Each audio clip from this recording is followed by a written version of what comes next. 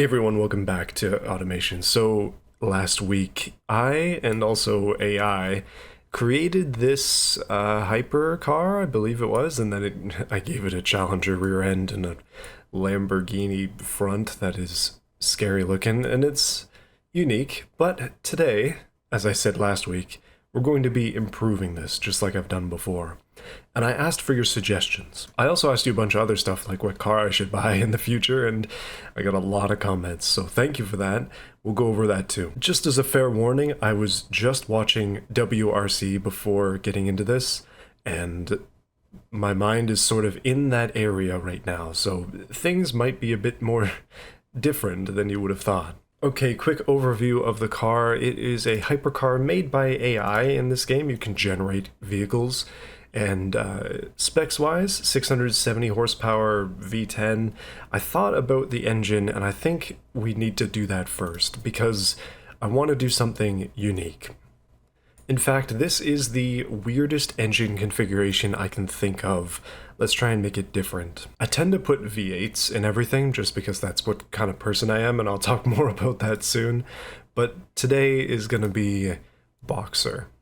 I never do Boxers. So this is a mid-transverse, all-wheel drive Boxer 6 made out of magnesium, and we'll get a little bit more size out of it too. I'm curious to see what'll fit in this car. It's going to be a 3.3 liter, although I'm going to change the variant a little bit, and I'm also going to make it push rods.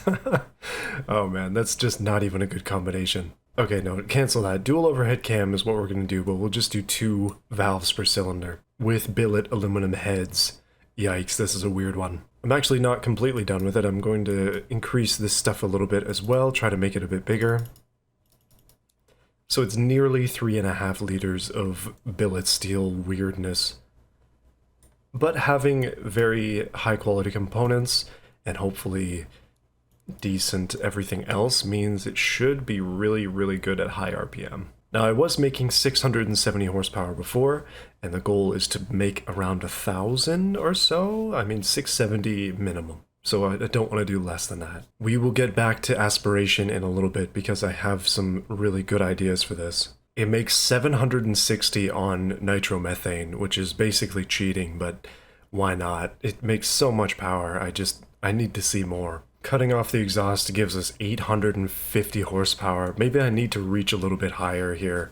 But I was planning on twin charging this, and yet I don't think I even need to anymore. Okay, I'm going to hit it with an AI tune for power and just see how it goes. This is an AI car, so why not hit it with more AI and see what the AI does. 887, that's pretty much where I was, isn't it? Yeah, this is an absolutely insane vehicle already. This naturally aspirated Boxer is ridiculously powerful, but let's make it worse, because I don't think it can be truly weird until we twin charge it, because now it has a supercharger and it has a turbo. In fact, it has 2 turbos, so it's supercharged and twin turboed. Looking at the power, we're making about 1,085 or 1,185, but the supercharger is exploding in that process. This is a nearly 10 liter supercharger, which is insane. Why the heck is it 10 liters? It's way bigger than the engine. Oh my goodness, 894% compressor flow in the turbos. That is crazy. So I noticed that the exhaust is restrictive. I mean, it's not even a 2-inch exhaust, so we need to increase that. Makes a decent amount more power there. I'm going to try to get rid of this supercharger warning. I will get back to you. Okay, so we're making 1362.8, and I have fixed the supercharger issue where it was destroying itself because that's what it was doing, unfortunately. Basically, you don't need a 10-liter supercharger. It does nothing at that size. If we go to these 4 graphs over here and switch it to supercharger, you can see the optimal place we need to be is about here. This is peak efficiency for this setup, and it goes up. It's like, oh, in the green, and then it just dies. So it's not really doing anything. It's basically just there for show. The turbos are actually bang on, which is insane, and not something I was anticipating, but good sizing right in the middle, very flat, which means we can put a little more boost into it. Look at that power growing. Every time that gap there gets bigger, we get more power, and that's pretty much exactly where I want it. Going back to the supercharger, it really needs to be cut off like here, but that's just not how this stuff works, unfortunately, so it is what it is. That's not too bad. Going back to more simple graphs for us people who don't understand numbers, that's a joke. Don't tell my employer. 10,500 RPM, almost 1,500 horsepower. I'm just going to hit it with a little bit more of a cam. Just want to see if that does anything. Compressor is still a thing, and valve float as well, so could use more springs. I like it. 1,500 horsepower. This engine is going to sound ridiculous. Would you like to hear it? Let's do a test.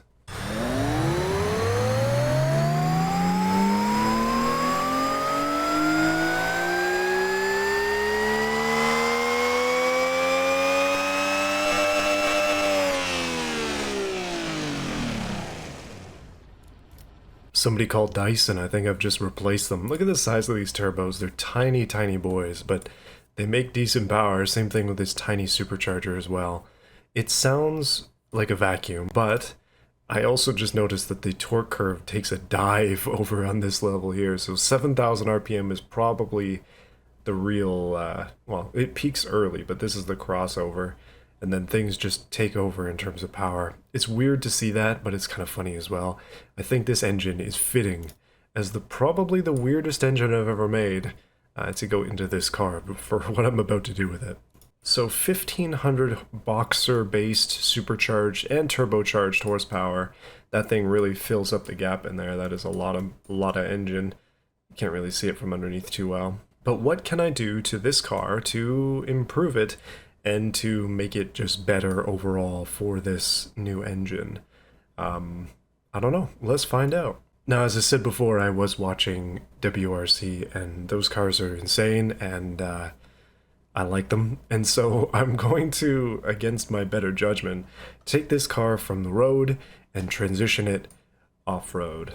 Think like, what is the Sahara edition of the 911? Something like that, like off-road supercar or off-road hypercar. That's what I'm going for. It's like the Lamborghini Huracan Safari. I don't know. Boys, this is the last week that I have off. I'm on paternity leave, and things are about to get crazy. I'm not going to have a lot of time in the very near future, but I'm hoping to continue to be making these videos and having fun doing it, just because this is what I enjoy the most, of my hobbies at least. Now, I have been doing a lot of things in the background, and there'll be more videos and stuff on that in the future. But there's some fun stuff going on as well. Biggest one being my garage being built, which is hopefully going to be done before the end of the month. That's my goal, although it's pretty much completely out of my control because I'm not building it myself. I've also been shopping for a car for my wife, and I think last week I said Highlander was an option. Santa Fe, Highlander, she has a RAV4, but we need one size up. So those are the obvious choices, but there are some less obvious choices as well, and I wanted to talk to you guys about one of them, and that sort of leads into the discussion of the car stuff as well. I'm going to give this car a little bit extra width just because I feel like it needs it, just a touch. There is an off sort of choice that could potentially be a decent one, and that is a Durango. Now hold on before you car journalists come at me, because car journalists seem to hate the Durango for some reason. What about Hemi V8s do you not like? Other than the fact that the thing is ancient, but anyway, there could potentially be in my household 3 Hemi V8s and nothing else. We only have 5.7 liter V8s if I end up going this route. I just think it would be hilarious to only have 5.7s in my household. So picture this, I've got a Ram 1500 with a 5.7. We'll get a Durango RT, used of course, they're ridiculously expensive new, there's no point, the thing is like 15 years old. But a Durango RT with the 5.7 Hemi for my wife. And then the Project. Now last week I was talking M3, I was talking AMG, but then I was like, man, I don't think I'm going to have any money left over when I'm done this garage, because even when the building is done, there'll always be upgrades and things that need to be done. So I need to cut my budget in half. I was thinking 30,000 Canadian. Now I'm thinking 15, and for 15, the options are a little bit more limited. But that doesn't mean you can't get something cool, and I would say a Mustang GT is now a real possibility. Not a super nice one, but a Mustang GT. And so I thought, well, if we're gonna do two Mopars, why not just add another one? And what about a Challenger? Challenger RT with the 5.7 Hemi, which would then lead to the 3 Hemis. And then people would accuse me of being a Mopar fanboy. Anyway, I've been watching too much Tom's Refurb. I've got V8s in my head, and I can't get it out. So that's what I'm thinking at this point. Very subject to change. Might not even end up with a Durango. Might end up with something else if my wife doesn't like the Durango. She hasn't driven one yet, so we can't comment. We actually went and checked one out, but we did not drive it. Didn't have time. So once she drives it, she likes it, we'll buy one, and then that's 2. All we need is 1 more, and we got the triple threat. I am turning into that guy without even thinking about it. I started with Japanese, and then I'm transitioning to muscle. How did this happen? Anyway, I think the styling aspect of this car is done, so I'm going to go ahead and put some fixtures on it. Now, I know the majority of my audience is American, like North American, either Canada, US, mostly US. I am from Canada, so things are a little bit different here car culture-wise, especially depending on where you live. I mean, that's the same anywhere. But a lot of the comments I got on my previous video were for European cars, but it's just not a thing here. It's just not going to be possible for me. So from what I have available in my area, and I live in the middle of nowhere, unless I want to drive to Toronto, which I guess I might have to get something nice, it's pretty much all muscle cars here. There are very few tuner cars around me. But basically, to give you a rundown of my ideas, because I have too many ideas, if, say we do the triple threat, we have all our Hemis, I'll probably have to sell my Tiburon because I don't really need it. The Challengers I'm looking at are manual V8s, which is just cool.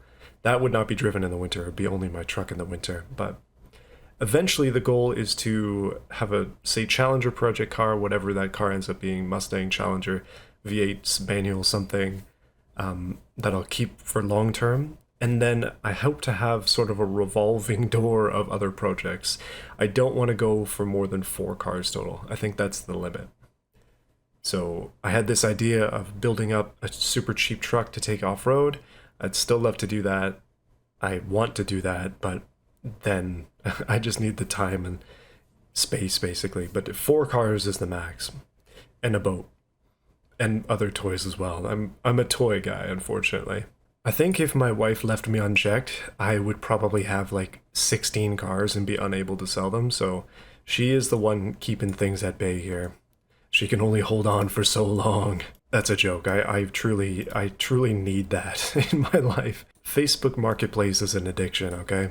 Right, so if this is the rally variant of this car, it probably doesn't need like traditional diffusers, or I guess we want sort of a rally style diffuser, whatever that looks like. Something like this with a little bit higher up, I think. Actually, funnily enough, I already have one of these on the car, so why don't we just take advantage of that? Move her on up right there. You can see the turbos hanging out and a lot of weird carbon bits going on back there.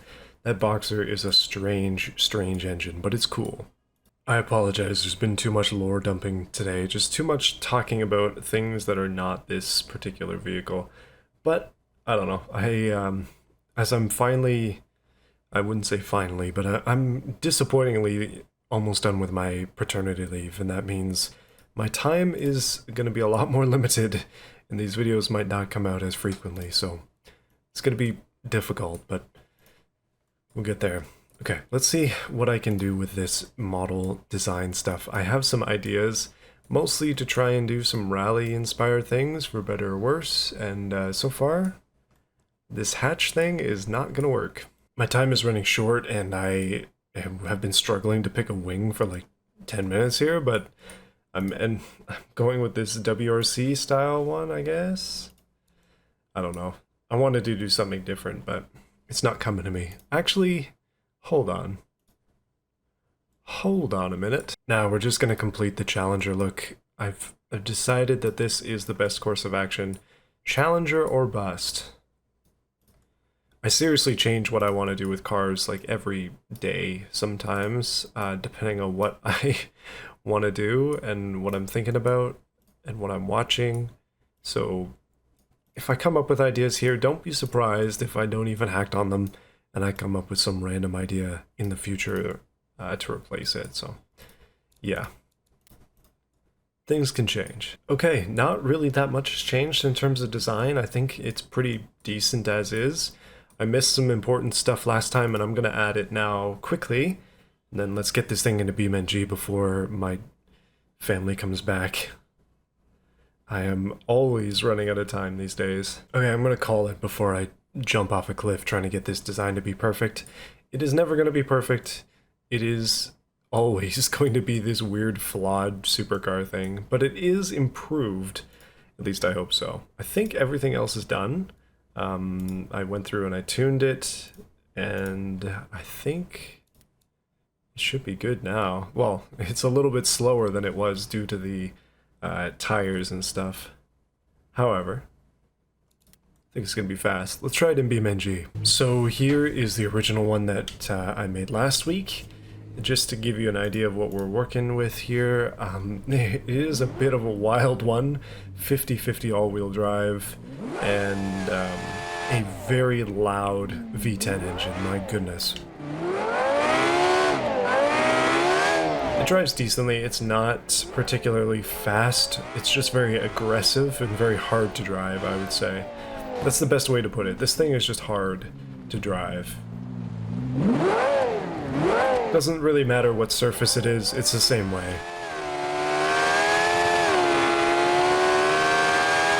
But, I mean, 200 k's an hour comes pretty easy to this car, so I would say the AI did a good job at making a hypercar. It didn't really take that many tweaks to get it to be where I wanted it to be, so decent job on that part. Now, my new version, let's see how it is, let's see what it sounds like.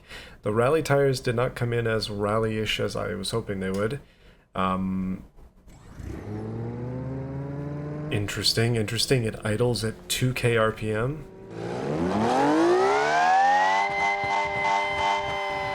What a weird sounding engine.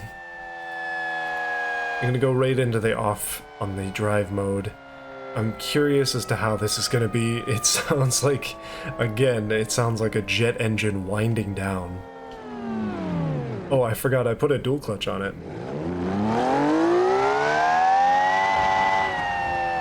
Whoa! Interesting. Very quick, but not that quick. It builds power. It has to, like, slowly build it.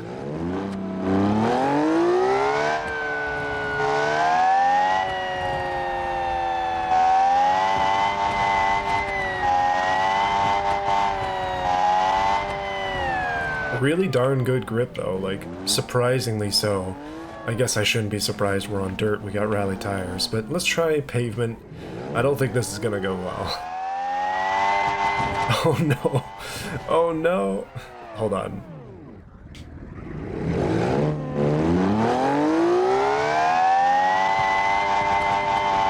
It doesn't want to shift. It really doesn't want to shift in drive. Man, oh man. 1500 horsepower never felt so laggy. Wonder if that's due to the triple boosters on there. Let's try sport mode. It's also very bumpy. I mean, it's supposed to be because it's an off-road car, but I could have stiffened the suspension a little bit. Let's see, I'm just gonna hit it in sport. Let's go.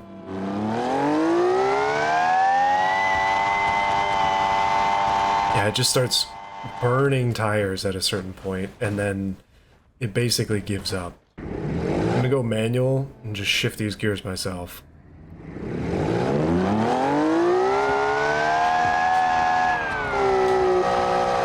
I'm gonna purposefully go up higher than I need to be, so I can hit a pole at less speed.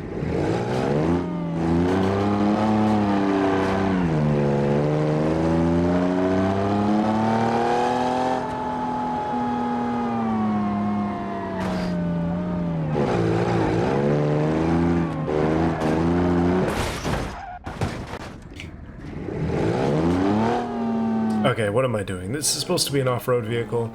Let's take it off-road and see how it does on the quarry roads, which is just dirt, just light dirt. Hard-packed, not great grip, but I think it definitely likes this better. I don't know. Ooh, I'm not liking it better. Honestly, I think I made it worse. I really think so. It's not as drivable as it was, and it was already not very drivable.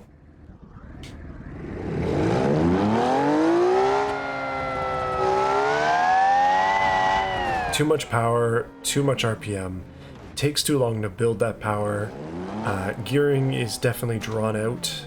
You could probably use a lot shorter gears to get the power down, or at least to help it build the RPM. I'm not sure exactly what I can do to make it perfect, but those are just some ideas that potentially could improve it. As of right now, it's just way too wild to even drive, so I have failed. The AI beat me. This truly is Terminator. The T-1000 is about to kill me, at least in a racing competition. Full fourth gear, yeah, shift. Man, it doesn't want to get any higher than fifth, does it? Burning wheels isn't enough. Let's try with ESC. Maybe that will fix it.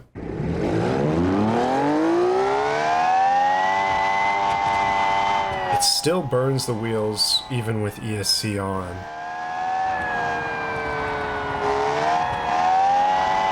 But at least it is more reasonably drivable now. It keeps it somewhat under control. Just a little bit. Okay, I'm curious. Let's do some BeamNG shenanigans for the last little test here.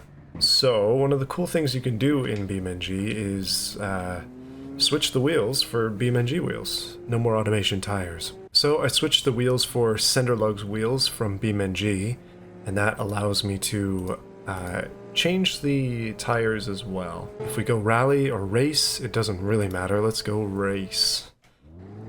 Now these are a little bit bigger than what I was running on there previously, but at least this gives me some basically slick tires to see what they're like. So let's put the same thing on the back and see how that does. So with 2500 RPM idle and some very nice slick wheels from BeamNG, thank you BeamNG, let's try this thing out. In order to do this, by the way, you have to change the hubs to BeamNG hubs, and you can put pretty much any wheel you want on there, which is really cool stuff. So let's give it a shot. Just putting it in drive immediately lurches forward, which is a little bit spooky. It's got a lot more grip now. Let's see it. Still burning tires, even with center locking race wheels. It's better. Oh, man, the turbo's overheating. The car is overheating. This thing is a disaster. What the heck have I made? Maybe it's because it's uneven wheels and all-wheel drive. That's totally possible. Boys, I don't like to fail, but I need to be the person who admits when they fail. Not for a lesson, not just for a lesson for me, but for a lesson for you too. Do not do whatever the heck this is, because it's not working. Funky engines aside, and turbocharged vacuum noises aside too. This car is not very good. It is fun though, and I guess that's really all that matters. Anyway guys, thank you for watching this video. Hopefully you've enjoyed it. Let me know what you thought of it in the comments below, and what you think of my other Hemi triple idea. I have too many bad ideas, and sometimes I need people to call me out for them. My gas mileage would be horrendous, but at least I'd be smiling every vehicle I get into. A different Hemi in every one. Ironically enough, my truck being the most powerful of the three. Strange to think about. Anyways guys, thank you for watching. I'll see you again soon. More bent rims to come.